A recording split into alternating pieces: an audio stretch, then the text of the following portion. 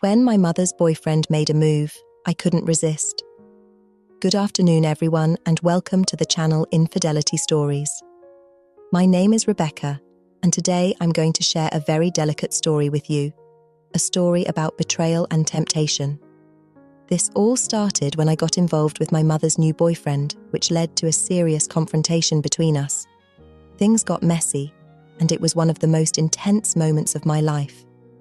It all began after my father passed away.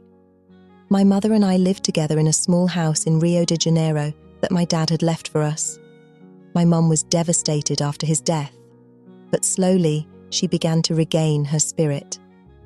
It took her months to feel like herself again, and that's when she met Andrew, a charming, well-groomed man in his 50s who was retired and very fit.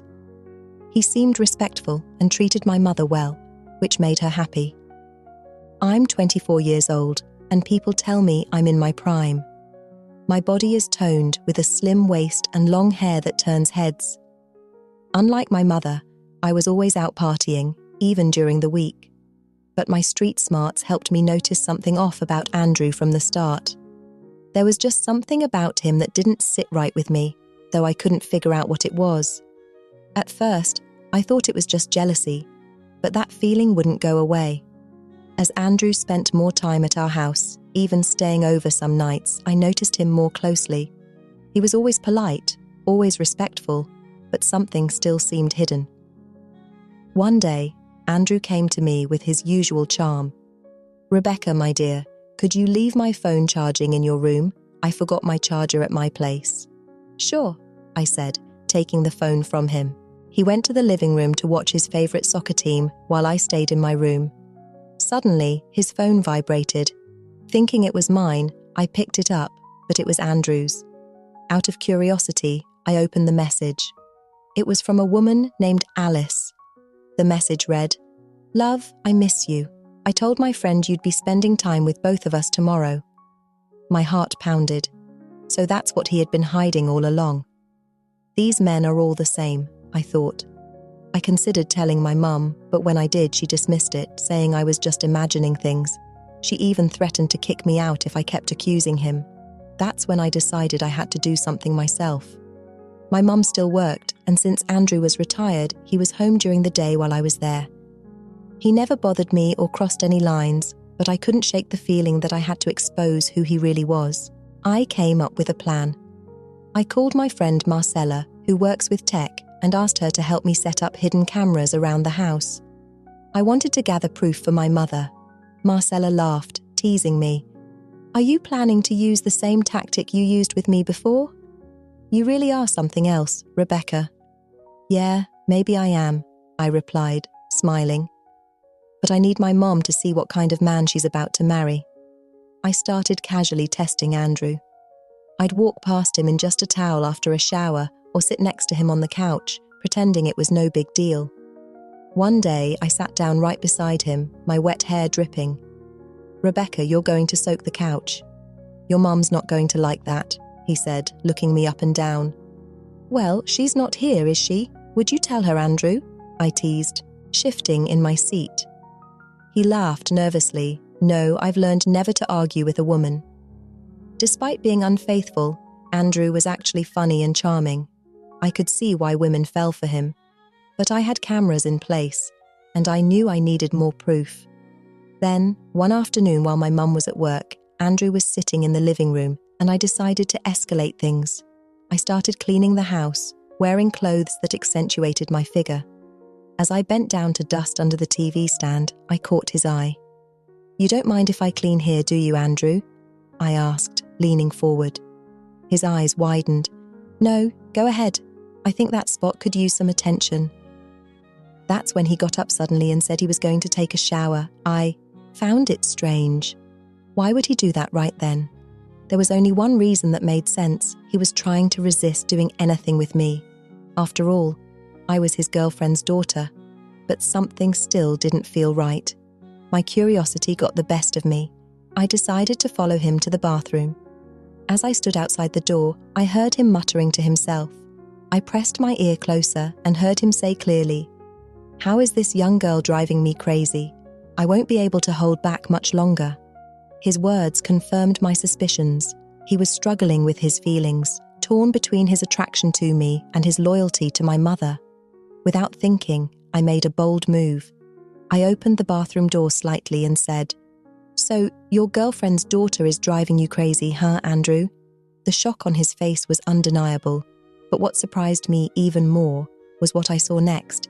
He was clearly aroused, trying to relieve himself from the situation I had put him in. The reality of it all hit me. Andrew was caught in a moral dilemma, but I had the power now. He tried to cover up, stammering some excuses, but I had already made up my mind. I stepped closer to him and whispered, "I won't tell my mother if you promise to take good care of me." Andrew, still flustered but trying to regain his composure, responded, "I'll take care of this family, don't you worry." From that moment, the tension in the air dissipated. My initial goal had been to show my mother who Andrew really was, but I found myself caught in a dangerous game. There was an undeniable thrill in knowing I had control over him, and that excitement fueled my actions. But Andrew had no idea what my real intentions were. He thought it was all just a game, something he could control and manipulate. Little did he know he was walking right into a trap I had set to reveal his true colours. I knew what I was doing was risky, but I couldn't ignore the rush I felt from playing this game. I was moving closer and closer to the moment when everything would be exposed and my mother would finally see Andrew for who he really was. In the days that followed, Andrew kept trying to convince me to continue our affair. He thought he could manipulate me, but he was wrong.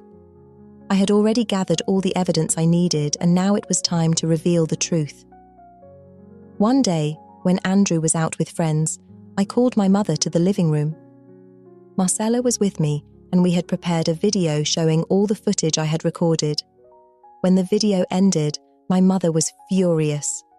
She turned to me shouting, "You're insane, Rebecca. You've ruined my life. You're nothing but a pervert." I let her vent for a while, knowing that she needed to process everything. Marcella stepped in, trying to calm her down. "Donna Lucy, please try to understand that Rebecca did this to protect you," Marcella said softly. "I went through something similar, and Rebecca helped me. I know it's hard to see right now, but she saved you from marrying a man who doesn't deserve you." Slowly, my mother began to calm down, realizing that Marcella was right. Eventually, she apologized and thanked me for what I had done.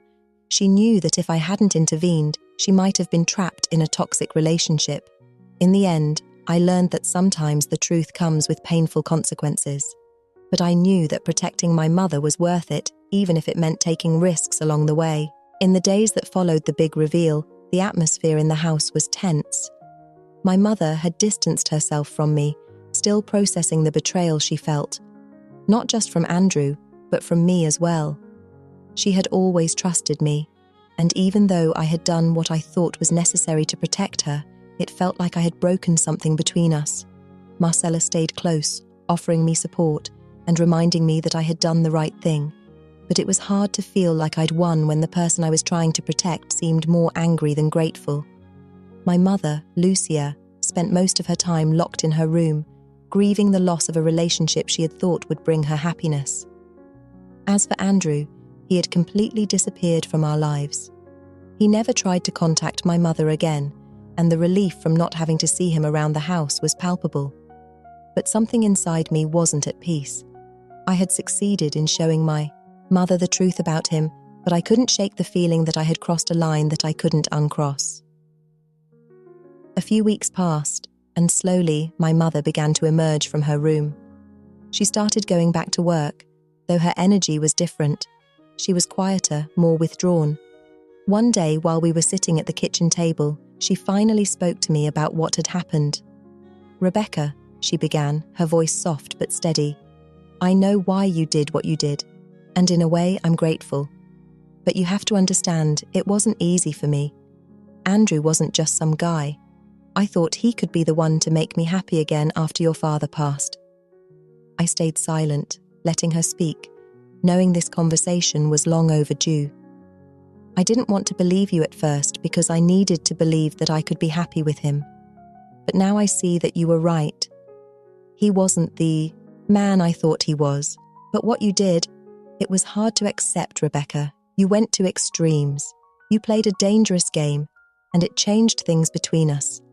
Hearing those words stung, but I knew she was right. I had gone too far in my quest to expose Andrew, and in doing so, I had hurt my mother. I took a deep breath before responding. I know, Mom, I said quietly. I never meant to hurt you. I just couldn't stand the thought of you being with someone who didn't deserve you. I didn't know how else to show you the truth, but I realize now that I should have handled things differently. She nodded, her eyes softening. You're young, Rebecca, and you thought you were doing what was best. I don't blame you for that, but I need time to heal from all of this. We both do. The conversation felt like a weight being lifted off my chest, though I knew it would take time for things to return to normal between us. I could tell my mother was trying to forgive me, but the damage was done. A few more weeks passed, and my mother seemed to be getting back to her old self. She had even started seeing a new man, someone she met through work. His name was Samuel, and he seemed to be everything Andrew wasn't: kind, considerate, and genuinely interested in her well-being. Still, my old habits of suspicion resurfaced. I couldn't help but wonder if Samuel was as perfect as he seemed. After everything that had happened with Andrew, I found it difficult to trust anyone who came into my mother's life. And so, the thought of testing Samuel the way I had tested Andrew crossed my mind again.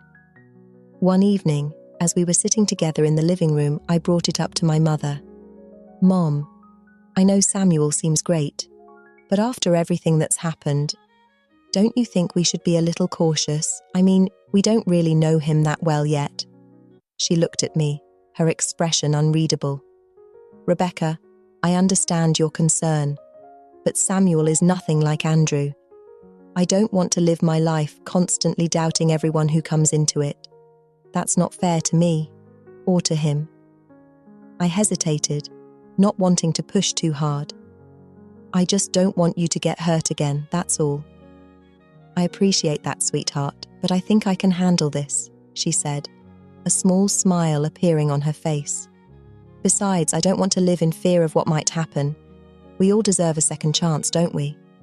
Her words made me pause. I realized that maybe I was the one who needed to move on from the past. My mother was right. She deserved a chance at happiness without me hovering over her every move, waiting for something to go wrong. So I decided to let go. I wouldn't test Samuel, and I wouldn't try to control my mother's relationships anymore. She had been through enough, and so had I. As the months went by, my mother's relationship with Samuel grew stronger. They seemed genuinely happy together, and for the first time in a long while, I felt at peace with it. My relationship with my mother slowly mended, though there were still scars from what had happened with Andrew. But we were healing. One evening, as we were having dinner, my mother reached across the table and took my hand. Thank you, Rebecca, she said softly, for everything.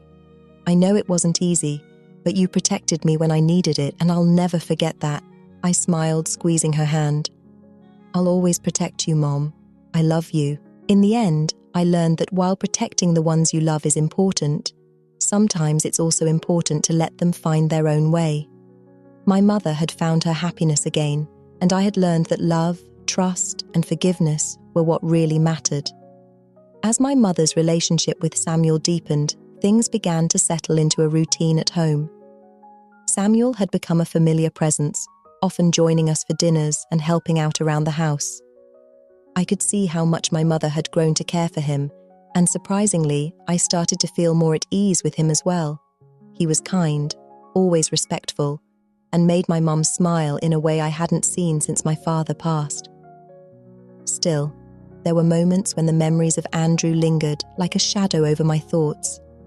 I would sometimes catch myself wondering if Samuel too had a side he was hiding. But I kept reminding myself of what my mother had said, that we couldn't live our lives in fear, doubting everyone who came into it. I had to let go, for her sake and mine. As time passed, Samuel proved to be the opposite of Andrew in every way. He was open and honest, never giving either of us any reason to question his intentions. Slowly, I began to trust him, though a part of me always stayed cautious, watching for signs that things could go wrong. One evening, months after Andrew had disappeared from our lives, my mother and I sat on the porch watching the sun set over the city. She looked peaceful, a far cry from the woman who had been so hurt and angry just a short time ago. "Samuel asked me something today," she said, breaking the comfortable silence. I turned to her, curious. "What did he ask?" She hesitated, a small smile playing on her lips. "He asked if I would consider moving in with him." Her words hung in the air for a moment, and I felt a pang of surprise. Things had been going so well, but I hadn't realized they were moving that fast. "And what did you say?" I asked cautiously. "I told him I'd think about it. I wanted to talk to you first," she said, looking at me seriously. My heart swelled with a mix of emotions. I was happy for her, truly. She deserved to be happy, especially after everything she had gone through. But the thought of her moving out, of things changing so drastically, made me nervous. For so long, it had just been the two of us, especially after my dad died. Now it felt like things were shifting again. "How do you feel about it?" I asked, trying to gauge her emotions. She sighed, leaning back in her chair. "I'm not sure. Part of me is excited, but another part of me is scared. I don't want to rush into anything, especially after what happened with Andrew. But Samuel, he's different. I really believe that." I nodded, understanding her hesitation. "He does seem different, and if he makes you happy, then I think you should do what feels right." She smiled warmly at me, a sense of relief in her eyes. "I just wanted to make sure you'd be okay with it. You've always been my priority, Rebecca." Hearing that brought a lump to my throat. I had spent so much time trying to protect her, but now she was the one making sure I was okay with her choices. It was a reminder of how much we had been through together and how much we still meant to each other. "I'll always be okay as long as you're happy," I said sincerely. "You deserve this." My mother nodded, her smile growing wider. "Thank you, sweetheart. I don't want to lose the closeness we have, you know? You're my rock, and I want you to know that'll never change, no matter what happens." I smiled, feeling a wave of warmth between us. "It won't change. I'll always be here for you, just like you've always been for me." In the following weeks, the discussions about my mother moving in with Samuel became more serious. She decided to spend a few weekends at his place to see how it felt. During this time, I stayed at the house, reflecting on how much things had changed in such a short time. My mother was finding her new path, and I was learning to let go of the fears and doubts that had clouded my judgment. One weekend, while my mother was with Samuel, I received an unexpected message. It was from Andrew. I froze, staring at the text on my phone, my heart racing. I hadn't heard from him in months, not since I had exposed his infidelity to my mother. Part of me wanted to delete the message and pretend it never happened, but curiosity got the better of me. I opened it. "Rebecca, I know I have no right to ask this, but I need to talk to you. It's important. Can we meet?" I stared at the screen, a mix of anger and confusion swirling inside me. What could he possibly have to say now? I had exposed him, he had left our lives, and that should have been the end of it. But something in his message seemed urgent, and despite everything, I felt a strange pull to hear him out. Against my better judgment, I responded, "What do you want, Andrew?" His reply came quickly. "I need to apologize. I owe you and your mother an explanation. Please, just one meeting." I sat there, torn. Part of me wanted to tell him to go to hell, but another part of me felt like maybe hearing him out could bring closure to this chapter of our lives. I didn't trust him, but I knew that this was an opportunity to put everything to rest once and for all. After a long moment of deliberation, I agreed to meet him. We arranged to meet at a quiet cafe the next day, and as I prepared to face him, I felt a strange mix of nerves and determination. The next afternoon, I walked into the cafe and spotted Andrew sitting at a table by the window. He looked different, tired, worn out, like the weight of the world had settled on his shoulders. As I approached, he stood up, offering a hesitant smile. "Rebecca," he said softly, gesturing for me to sit. I sat down, folding my arms across my chest. "You said you wanted to apologize, so go ahead." Andrew sighed, rubbing the back of his neck. "I know I hurt you and your mother, and there's nothing I can do to take that back. But I need you to know that it wasn't just a game to me. I really cared about your mother. I got caught up in something I couldn't control." I scoffed, leaning back in my chair. "You mean cheating on her with other women? Yeah, that seems like something you really cared about." He winced at my words, looking genuinely ashamed. "I know how it looks, and I don't expect you to forgive me, but I've lost everything because of my mistakes. I just wanted to explain myself, to at least give you some kind of closure." I stayed silent, waiting for him to continue. "I was selfish, Rebecca. I thought I could have it all, your mother and my own desires on the side. But I've realized how wrong I was. Losing her, it made me see that I don't deserve her, and I don't deserve forgiveness. But I wanted to apologize for everything." I stared at him, trying to process his words. Part of me wanted to scream at him, to tell him how much pain he had caused, but another part of me felt nothing. I had already moved on from him, and hearing his apology didn't bring the satisfaction I thought it might. "You're right," I said finally. "You don't deserve her, but I appreciate the apology, for what it's worth." Andrew nodded, looking relieved. "Thank you for giving me this chance, Rebecca. I hope you and your mother find happiness. You both deserve it." With that, he stood up, leaving me alone at the table. I watched him walk out of the cafe, feeling a strange sense of closure. Andrew was a chapter of my life that had finally ended, and now I could truly move forward. As I left the cafe, I felt lighter than I had in months. My mother had found her happiness with Samuel, and I had found peace in letting go of the past. We were both moving on, and for the first time in a long time, the future seemed bright. It's funny how life works out sometimes. A year ago, I never would have imagined sitting here, reflecting on everything that's happened. I thought exposing Andrew's lies would be the end of the chaos, but in reality, it was just the beginning of a journey that changed both my mother and me in ways I hadn't expected. My mother moved in with Samuel shortly after our talk, and they've been happy ever since. I see her smile more, laugh more, and that's all I ever really wanted, for her to find peace after all the heartache she's been through. I think she's found someone who truly values her, and that's something I didn't know I needed to see to feel whole again. As for me, I've learned a lot. Life isn't about controlling everything around you, about protecting people from their own mistakes. It's about letting go, about trusting that the people you love can handle their own paths, even if it's hard to watch. I was so consumed with trying to protect my mum that I almost forgot to live my own life. I don't think about Andrew much anymore.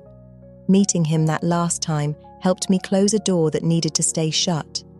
He was a part of my life, a chapter that taught me what I needed to know about deception, about forgiveness, and about moving on. I've let go of the anger, the need for control, and with that, I've found peace in myself too. Now, I focus on what's ahead. My mum's happiness, my own growth, and the future that's waiting for me. We've both survived a storm, but we've come out of it stronger, wiser, and more at peace. And that, I think, is the best ending I could have asked for. Before you leave, remember to subscribe.